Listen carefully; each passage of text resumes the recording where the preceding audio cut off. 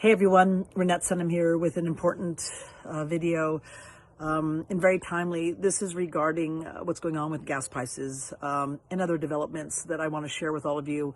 First of all, as many of you know, here in California, gas is already over $6. We just watch it bump up every single day. There's really no end in sight. And from what I can say, this is definitely by design. So it's important to understand that at some point it might get so hairy that people can't even afford to fill up their tank to drive to work to make an income. We're going to expect inflation, a really big rise in food prices, right? Possibly interruptions in supplies and so on, and food. And so I have to say that time is actually of the essence here, and I don't really say that very lightly, but one of the other reasons I'm saying that is I'm watching Russia as well, what's going on there, and they're actually breaking free of the global internet. They just announced to all the Russians that by this Friday, that every website that is run by a Russian has to now have a .ru behind it instead of like a .com, and they're going to have their own internet. This kind of makes me feel that there might be some possible internet communication interruptions. If that's the case, you really want to get your friends and family together and figure out how do we communicate in this case. If something goes down, if the internet goes down, if communications go down, as soon as that goes down, make sure that like at 12 o'clock the next day, we all meet at this church or at this grocery store or this library. You really need to have that kind of in place right now. Please, I don't say this lightly, and I understand that might be disturbing to some people, but I just think that I can't really mess around right now. The other thing that's really important too is you have to understand that we are letting our guard down a little bit with all these mass mandates rolling back, as well as the vax mandates. Please don't do that. This is just strategy to allow us to let our guard down. What most people do not realize is there's I think like 148 different nations that have signed up through the World Health Organization. And once you are a nation state of the World Health Organization, their constitution, their rules and laws supersede our constitution. Craziest thing. I never signed up for it. I'm sure you didn't. But that's how it works. So while they're pulling back on the mandates, getting people to relax, thinking we're going back to normal, they're also quietly pushing out these digital IDs throughout tons of states in America, and California is one of them.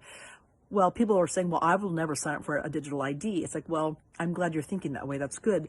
But you have to understand that they have a plan for that. And these are war games. These are proxy wars, right? Wars go beyond just bullets and bombs and tanks.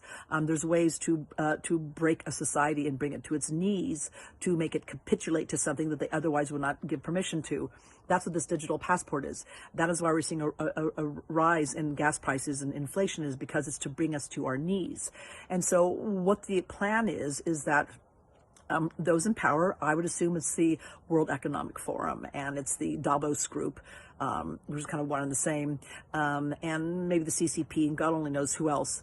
But basically, their objective is to force this digital ID on all of us. All you have to do is look at social credit in China to understand what that means. It means basically we will be living in an open-air prison if this is the case. So what's really important is that we decentralize ourselves from the centralized global system.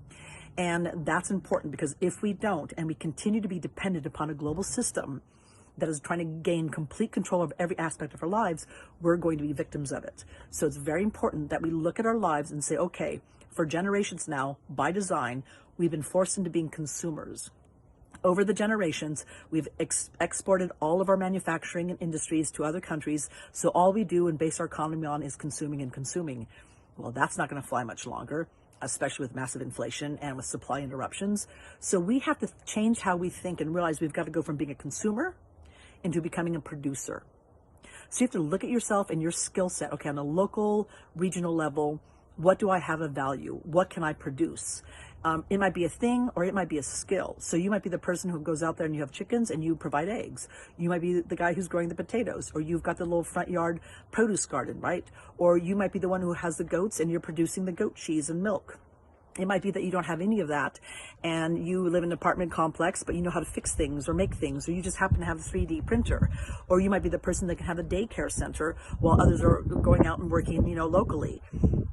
I know this sounds crazy, but I actually mentioned this 2 years ago over and over again, like, look at guys, in the end, by the time we get through the C19 scenario, we're going to have to learn how to become producers. and we're not going to be consumers like we ever were before. And the whole entire global economy is going to be very, very different, and it's going to be digitalized, and it's going to be completely controlling every single aspect of our lives. And the only way that we can allow that to happen is if we're still part of that huge system and we're dependent upon it. Please don't be. The other thing is too, and we can look to nature for this answer, is like, how do you adjust in this fast moving world? And I'm going to bring up what's called the starlings, these beautiful little birds who are famous for what's called murmurations. Just Google that, go on YouTube, you'll see them. Murmurations are these kind of like supernatural clouds you see in the sky. It's like this big black formation, this big black unit flying around spontaneously with a lot of fluidity. Well, those are starlings, these little birds. And what happens is when a predator is coming around, or they feel a sense of threat, what they do is they pull together really quickly. And each little respective starling just pays attention to the, immediate 5 starlings around it. And there could be up to 10,000 starlings doing this all at the same time, spontaneously, right? And it's not like they're getting a memo saying, hey, go left, go right, now go up. They just move spontaneously like one big, huge unit. That's how we have to think. So what I recommend is, if you have not done this yet, if you are in an apartment complex, if you're in a neighborhood, a small town, a city, an HOA, get to know the people around you. And many of you have already done this, right? It could be through your school system, your garden group, your neighbors, your family. You want to know, who are your immediate starlings? Who are you going to be moving in unison with? And understand that you don't have to have all the skill sets. You don't have to know everything, but you have to understand, what is it that I have to bring and to put on the table? What can I provide with this local regional economy, and break free from the centralized global economy? Because if we are still partaking and we are dependent upon a global economy that's going to force us into a digital ID system, we got a serious problem. The other thing that's really important too is, because Russia is breaking off from the whole entire global internet, if there are going to be interruptions in the internet and so on, I highly recommend those of you who might have some kind of assets out there. It could be stocks. It could be maybe you have digitally online your mortgage or some kind of investments. If you don't have hard copies, this week, I would actually go out there and make sure every kind of investment, everything you have that's out there online in a digital form, that you have it printed out in a few copies, and you have them in your hand. Because if the internet goes down, you'll have no way to prove what it is that you own or don't own. So this is a real important video, and I really suggest you share it with as many people as possible. And do know that we're going to be okay, but how okay we're going to be is going to be up to us. And we have to start thinking differently, showing up differently. Be ready for the unexpected.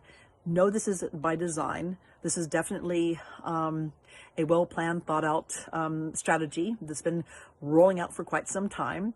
And, I've known for quite some time that we're going to have to go from being consumers to producers, every single one of us. And, now is the time to gather your starlings and start flying. Start flying.